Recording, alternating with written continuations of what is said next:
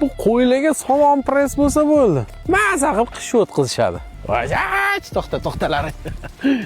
Lekin hoji aka, sizga anaqa katta yer bo'lsa, bu yerda pul tikib qo'yib, xohlasangiz kottej, xohlasangiz zavod, xohlasangiz domla qurib, pulingizni ko'paytirib olasiz. Hozirdan bitta like bosib qo'ying. Shunaqa ish keladi narxda. Yer chiqib qoldi. Qancha joy deng? 4 gektar 70 sotiq.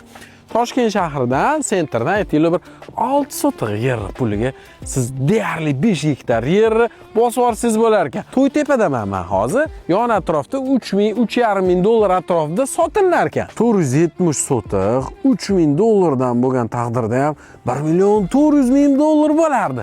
Lekin bu joyi eshitib turing. 1290 dollardan atiga 470 sotiq joyi berib yuboriladi.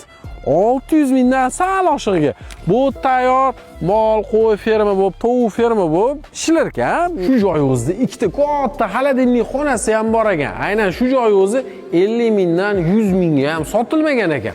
Yangi qarang agregatlari bilan ikkita shunaqa xonadan. To'g'rida To'ytepani domlari ko'ryaptimi? Mana taxminan o'sha sentr joyiga, To'ytepaning domlariga 2 kilometr ichkariroqga kirgan ekan. Katta yo'l yuzida 2 kilometr.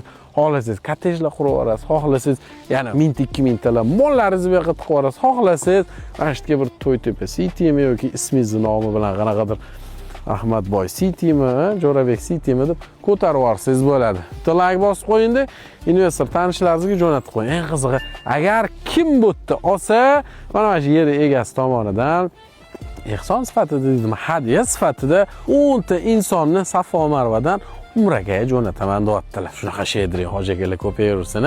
Agar yaqinlaringiz olsa, siz ham umraga bepulga borib kelishingiz mumkin. Shuning uchun hamma yaqinlaringizga tarqatib tashlang. Bosvori yotiga 600 ming atrofidagi pulga deyarli 5 gektarga yaqin yer. Bosvoring ketib qoladi bunaqa narxga bir deganda.